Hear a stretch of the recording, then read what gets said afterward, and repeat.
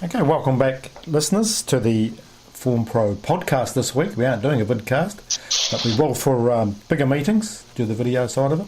Now, Money Shot, it's been a week since you got a good thrashing. How are those welts on your back? Well, I've only just got out of hospital now. Oh, Jesus Christ, I didn't even know you were in there. Great. And what was it like in there?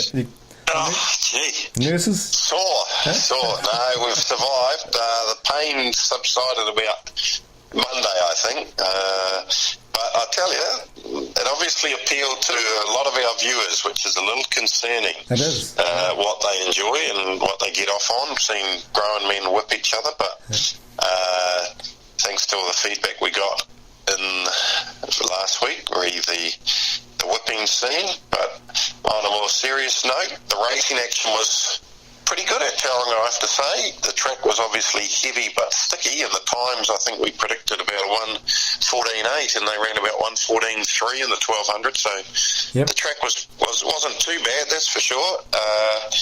And although numbers-wise it wasn't huge in quantity but quality, some good horses on parade, and none more so than the very gritty New York Minute.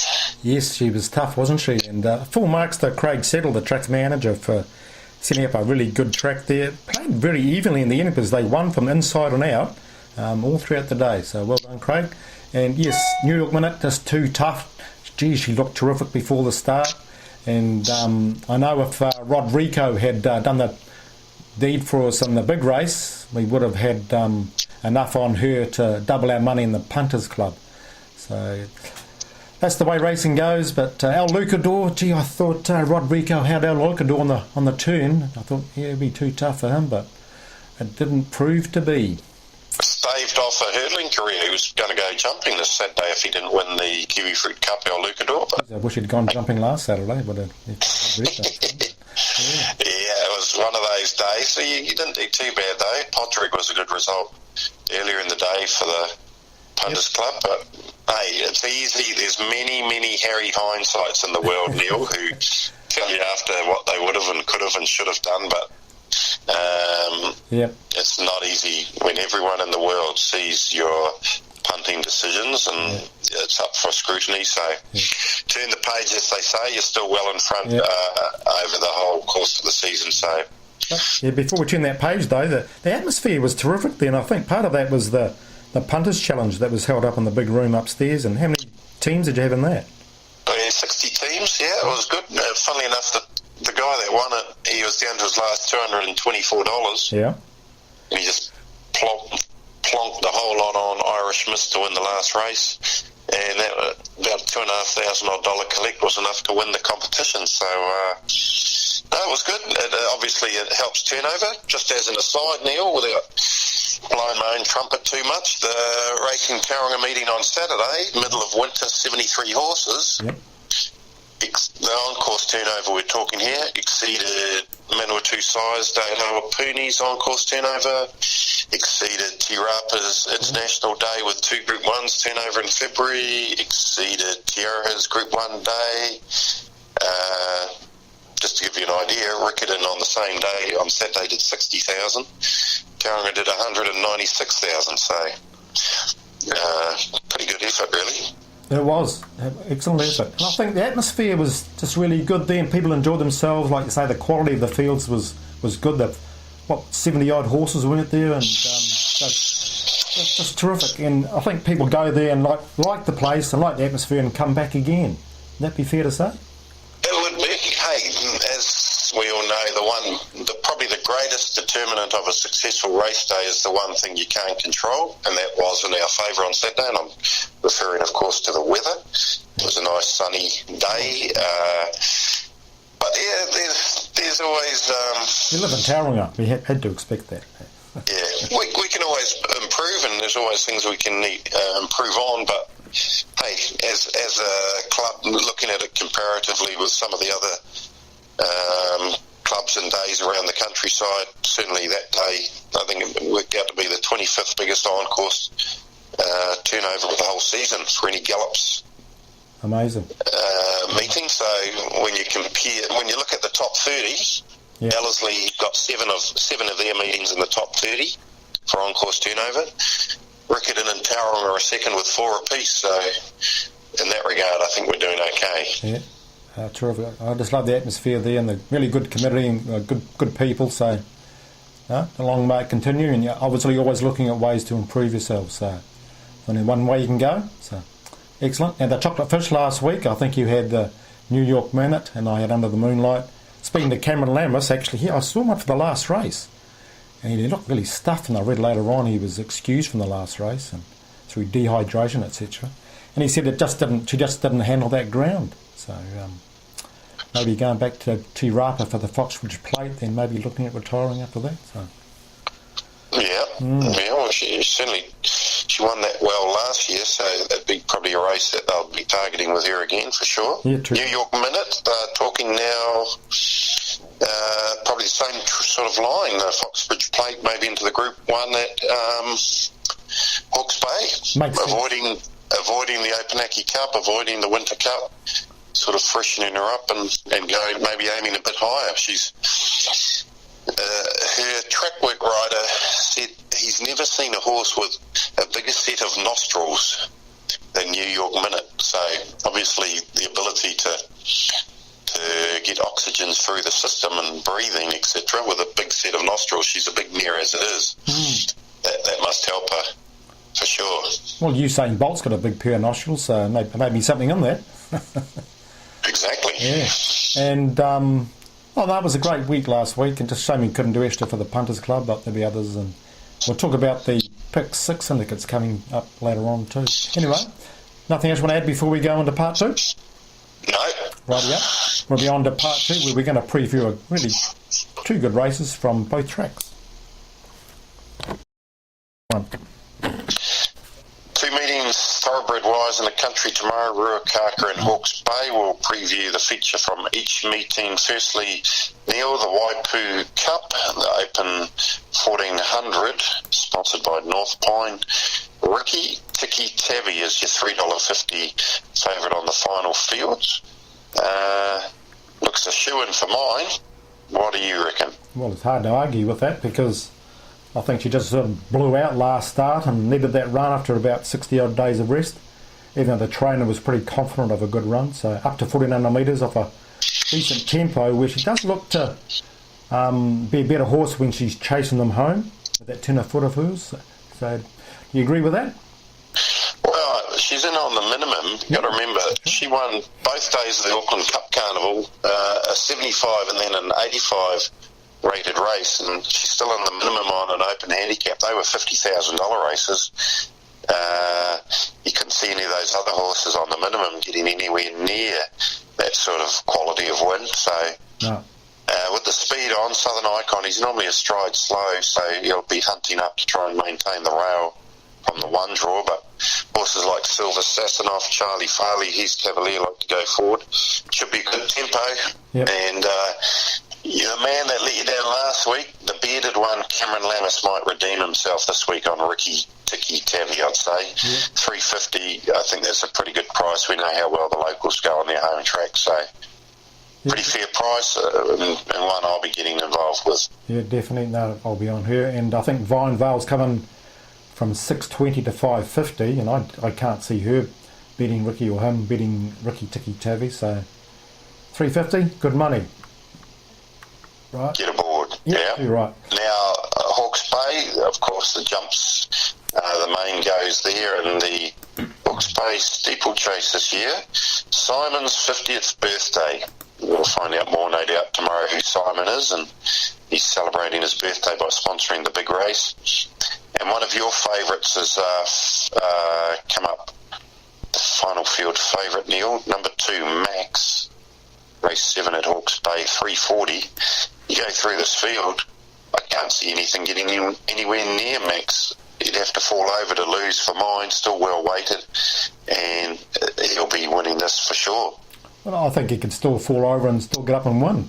He's that much better than these horses. When he won at Te Rapa, you could just see he was going so well. Isaac Lupton didn't go too early. He just waited, knew what he had under him, and it won really well in the end. So I think it's a really good jumper, relaxes nicely, and over 4.8. I thought 340 was a good bet. Just Charlie looks the main danger again for my money. He's better off by 2 kgs over Max this time, but I can't see him turning the tables. Max was just too good. So that, and maybe Shamal for a roughie and Wise Men Say running on for a place, or third or fourth. So, yeah, looks like Max all the way for us. Yep, definitely Max all the way. Wise Men Say, I'd suggest, is still just having quiet runs, readying itself for those biggest assignments over the longer distances at Te Rapa later in the season, the Great Northern, etc. King's Deep won all right at Te Araha on Sunday, but certainly a big step up in class. And the rest of them have sort of, Max has well and truly got their measure, I think. So 340, I'll say now that price won't last, and he'll start somewhere in the 280 range, would be my thinking. Yeah, I'll tell you what, they back him, but also have a few dollars on a horse called number 3, I've Got This. Last week at Tauranga, I was watching the price movements on the beta side, and El Lucador opened up at 31s, and he was the only horse besides Rodrigo to come down. The rest went out, and he came down to 18. So Muddy does speak a lot of languages, and I think I've Got This could be worth having a few dollars on, even each way, at that sort of money. So, has there been a move from him? Yeah, 37s and the 26 from the Myers stable. And Sean O'Fanlon, actually, be interesting to watch him ride, because he got fined for the full Monty whip action at Awapuni recently. And I don't think he'll do that again unless he wants to have a decent holiday up to Christmas or something. So, yeah, watch out for that. So watch those market movers. They are really interesting, and I'll note those in the betting and the review of this meeting on Sunday, Monday when I do that. Right, nothing. I've got a couple of really good bets. I've spoken to the trainers for subscribers. There's a horse earlier on at Rukaka I'm really keen on, so subscribers will know which horse I'm talking about. So look out for that, and all the other previews, and I'll have got a couple of Australian bets too I'm just working through at the moment. So nothing else you want to add before we go on to part 3? No. I'll save my spiel for the subscribers as well. They're the ones that pay their way. Question, are you standing up or sitting down? Sitting down, why is that? I'm just wondering about your backside. Are you leaning to one side, leaning to the right side or something? No? It was sore, I tell you. Jesus I tell you. People said I should be laying charges against you. Yeah. Common assault, grievous bodily harm. Yeah, take a look. Just an update on that. On the serious side, NZTR have been informed of their thoughts, and we'll report back. Good. On that. Yep. So we follow through as we said we would. Yep. And so watch this space. We'll touch on something in part 4 that following one of our brick bats from a few weeks ago, we've seen some action on and a change. So someone is listening, Neil. Yep, and just on that note about the whip action, with the whipping, there's a couple of ladies in the draw for the free Form Pro and Form Pro ratings prize, and part of the prize was to get a decent flogging from the bunny shot. So look out, ladies, it might be your lucky or unlucky weekend next weekend. I've got just the like receipt for it too. Sounds great. Right, back with part 3 in a sec. Okay, money shot. Last week you had a short siesta, freshen up for this weekend. So what are we going for? Well, Neil, we're going a little bit outside the square, back to Super Rugby, but probably not the games that's high on most people's watching list this week. Okay. Sunday morning, 5:40, the Hagiwares host the Stormers. Now, as we know, the majority of the Hagiwares play for the Pumas, who had 3 very disappointing games in that June window, right. Losing to Wales and Scotland.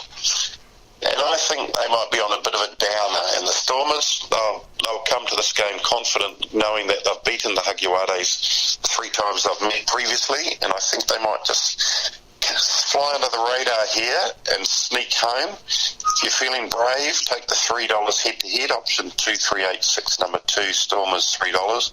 Or if you're feeling a little bit more conservative, take the point start, option 2387, Stormers plus 7.5. at $2, so that means they can lose by 7 or less, or win, and you still get your $1.87 there. So That's my main bet this weekend, Neil. The Stormers to beat the Hagiwares and breaking a 6-game winning streak for the home team, but I think they're ripe for the picking coming off this break. You've got your favourite team playing tonight in a pretty crucial sort of NRL clash, the Warriors fronting the Sharks. This game, the Warriors open favourites. Basically, I think it was $1.80, $1.95, then it flip-flopped back the other way, and now it's flip-flop again back to the Warriors as favourites. So punters and bookies alike can't seem to make up their mind. I think you'll be siding with your old friends, the Warriors, won't you? You'd be right too. I think home ground will be a decent night weather-wise, and I think that'll help them. And $1.82, I think I'll be taking that in a multi with your. I'll go straight out for the win on the Stormers. I think $3. Into that good horse at Ruakaka in that earlier race. Yeah, not a bad idea actually. See, some guy the other day had a $50 multi or $20 multi to win $17,000 and just missed out on the last leg. But no, if you can pull it off, really good. No, I think the Warriors, it's their night tonight. Looking forward to that game. I'm with you on the Warriors actually. You know me, the biggest critic of the Warriors, but I think they'll win tonight too. No, that's good to hear. That certainly helps. And I've been following the football. Interesting that the Poms got beaten this morning, but I can see. I don't think we'll be too worried about that. No. I thought Brazil looks the team to me. They're a really good professional team, really good players, and I think Brazil for you. I was predicting France before the tournament, so I'll stick with them. Yes. How about the Germans though? I guess that's a bit like the All Blacks missing out. Well, probably the equivalent of 2007, not getting past the quarterfinals. The Germans not getting out of their pool. As one quite comical fellow texted me, Germany's worst performance in Russia since 1943. Definitely. That'd be, if you think back to war times, yes. Yeah, when they came second. Okay, no, that's sport for you though. It's the beauty of sport. Even though top quality teams get knocked out by the lesser graded teams. I think South Korea, $17 head-to-head price was the longest priced winner of a World Cup game since sports betting came into play in the mid-90s. So it certainly was an upset, wasn't it? It certainly was, yeah. Oh, well, okay. Now we're back with part 4 in a sec with the draw for the free month of both sites. Okay, back with part 4, and this is where we discuss a few issues in racing, and we've discussed a lot over the years. And 2 or 3 weeks ago, Money Shot, you mentioned about the retail audio coverage and how it had changed, probably for the worse. Now you've had a development there.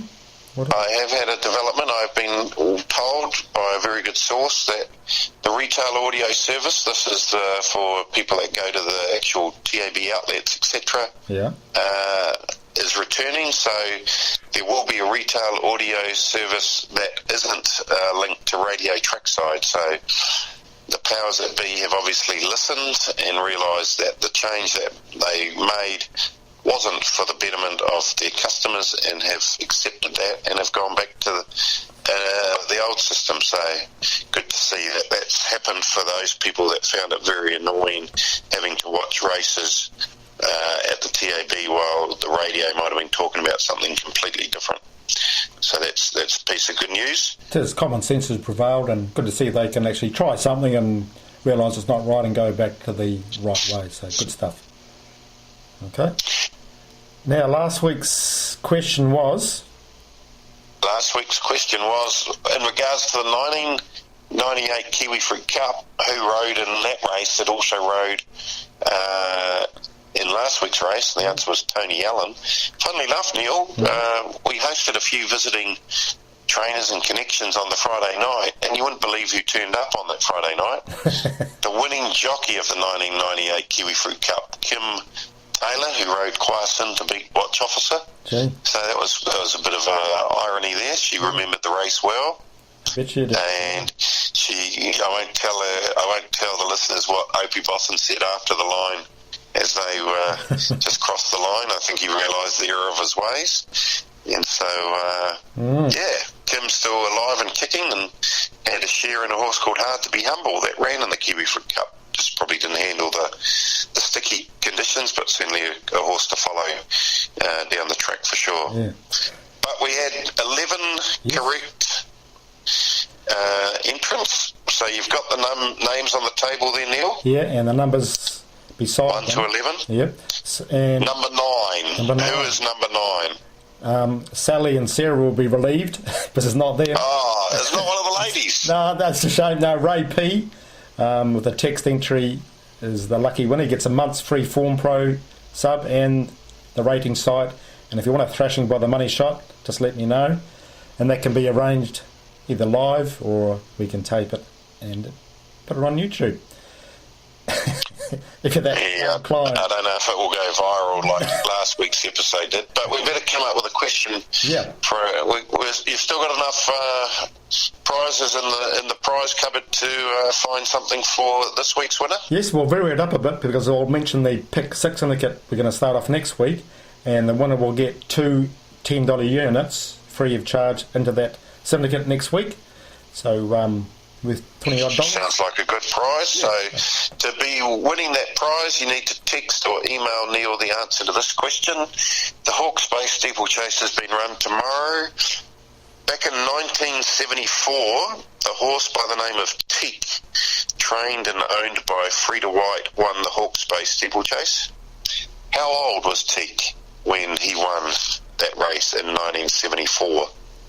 Get your answers to Neil via text or email, as I mentioned, and the details are... Yeah, 027352 6402, text me, or formpro@formpro.co.nz. Make that by Monday night. It gives people time to watch the YouTube link after the races, when you're sitting back contemplating how much money you've won. And I just see on that race last year, I was reading there, and I was looking for the answer to that question. A mare won this in 1911, but the strange thing was it was only after a 7-year break. A 7-year break since her previous run over 4 furlongs in a maiden. So fresh up. Back in 1911, the race was run over 3 miles, which is basically tomorrow's distance. Fresh up after 7 years, comes out and wins a 3-mile steeplechase. Yeah, amazing, eh? Yeah. I wonder what the biggest break between runs for a modern day horse has been. Yeah. I doubt whether anyone would have got to 7 years, would they? You wouldn't think so. I mean, 2 or 3 years maybe. But 7 years. If anyone knows anything over the horse that's gone, say, 4 years or more between starts, let us know. Yeah, definitely. Be interesting. That'll be interesting. But yeah, trivia. It's a good thing about racing. I love the trivia side of it. But you could be a winner. Now, Neil, tell us more about this Pick 6 syndicate. The TAB have announced for the month of July they are doing terminating Pick 6s at long last. Yeah, music to our ears, and $100,000 terminating Pick 6s on the going to be turbo Pick 6s, which is actually a pain in the backside because anyway, at least we've got them. So $100,000 has got to be struck, and next week I'll be putting up on the website how to enter. Now, how it's going to work is, I've done it in previous years where we put the money in by Friday night, and I do the form, and if I think the Pick 6 is going to be struck by easily more than one 10% ticket, I'll probably bypass it and wait for the next week. So if you're not on the first week, you may miss out the second week, because you might look at that Pick 6 for Saturday, the first Saturday, and think, oh, it's going to be struck by a few, I won't be bothered going into it. But make sure you go into it, because I'll probably bypass it anyway if it's too easy. And so we're in for the following week, which may be a harder one, and we could strike the whole lot if it's a hard one. So that's my thinking. So you've been warned. So don't complain if you miss out on the first time round. That's how it's going to work. So that sound reasonable, Money Shot? Sounds entirely reasonable to me, Mr. Davis. Just got to strike it, don't you, to make a nice little profit. It gives you, this time in July, it's always hard making $1, so it gives you a bit of interest. And well, I know you won't want to mention it, but it was July 2010 or 11. where you struck a pick six, and the declared dividend was $2.5 million. And you were the only ticket holder, so Yep. the syndicate collected $250,000. Yes, that was a good day. I was up at Otaki that day, and we had 6 or 7 runners going the last leg. I remember Sam Spratt rode the last leg for us. Do you remember the name of the horse? Ooh, I'll have to look it up. I remember Maria Alter won the Tamarunui Cup on the day. Yeah. Alexander Fields trained. Correct. I can't quite remember the name of the last winner. Can you? No, but I know it was Sam Spratt who rode the horse, but I remember, come on, Spratt, Sam, you can do it for us. And she did. The outside, it was looking like it was going to 100 metres out. She came with a well-timed run down the outside. So that was good. Now, I just want to go back to, I was having a good chat to Cody Cole this morning about training, and it's interesting. I said, what would be the first thing you'd change? And he said, without a doubt, stake money. We want stake money to go up to get owners interested in owning a horse. Because at the moment, they can't see a way of making $1. And if for example, if the stake money was doubled, then I think someone like myself would be interested in owning a horse again, because you'd have a chance of making a profit. But he's been in the industry training for 2 years, and already he's talking about going to Australia. So he's a terrific trainer, terrific guy. Guys like David Green, all young fellas. We want to make a career path for these guys in our country, not to go overseas. So I'm going to be following up with him after Winston Peters gets the John Massaro report to see if anything in there is going to change his mind. So time will tell. Yeah, disappointing to read Rachel Frost heading over the Tasman with her small team, but the CD certainly can't afford to lose another trainer. No. Karen, now, the answer to your question, Neil, just did some quick Googling. Imogen's brother. That's the one. What's the name of the horse? Yes. 30th of July 2011. 2011, that's a day we won't forget for a long time. Yeah, that was terrific. I remember checking the balance in my TAB account afterwards, and rang up the TAB, and I had asked for a bid. It was, I think I put $1 each way and something. If the balance been $250,000, she said, oh, that's interesting. So it's quite fun putting that on. Yeah. Nothing else. Let's have a look here. Pick 6 we mentioned. That there. And the prizes. Oh, the Form Pro ratings are going well. Actually, in the last race at Tauranga last Saturday, I had a look at the ratings and did the adjustments, and the top 3 horses, I thought, I'll just tuck them in a trifecta. I thought, oh, no, they won't come in. And they came in, and the trifecta paid, I think, $2,500 with Irish Mist. So, Irish Mist, Pasabache, and can't remember what I'm third now. Whatever it was, those top 3 were clearly top weighted in the ratings, and it was easy as that. You just had to put it on. Anyway, there it goes. Your speed maps for the dogs certainly getting a lot of publicity and traction. Yep, and we're back sponsoring the Form Pro Amazing Chase again too. I was going to ask about that actually. Yeah, the market's out for that. Have you got an early tip? Not yet. I'm just checking all the times as they go along, and they're all correct so far. So there's about 3 weeks to go. A lot of dogs to race between now and then. But gee, last year we were beaten by 0.01 of a second in the final. Riding shotgun, yes. Shotgun, yeah. I thought we were home and hosed. And I was actually there, and Jason Tan had the winner of the dog that nutted us. He was smiling away, you cheeky bagger. It was good. You'll get him back. Yep. No. And you're sponsoring at the Gallops too. That's good, Neil, to see that you're not just sponsoring at the dogs.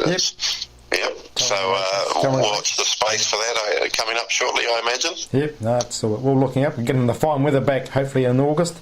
Start of the news. Actually, it's the first meeting of the season, isn't it, at Tauranga? Tauranga Wednesday. Tauranga get the first and the last meeting next season. We race on the 1st of August and the 31st of July. So bookend it. Great.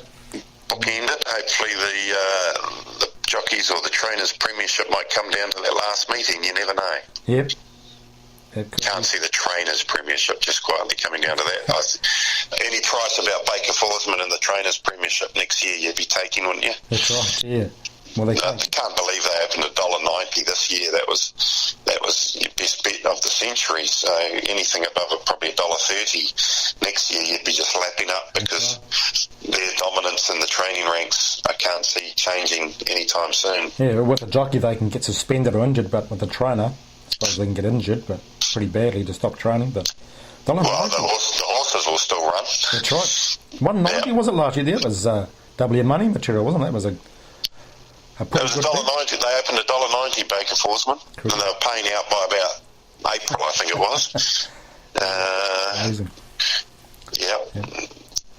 Oh, no, we're in for a good weekend of racing, especially at Hawke's Bay with that jumping. Not a big punting day, but anyway, hopefully you make $1 or $2, and I'll be in touch with Ray P with that arrangement for the money shot for the whooping. Anyway, have a great weekend. You too, money shot. Get well soon. I know you've been crook, but couple of cold. Always happy to help out, Neil, and looking forward. I'll be keeping warm and on the couch and enjoying the sporting and the racing action this weekend. Good stuff. Have a good weekend, everybody. Sec.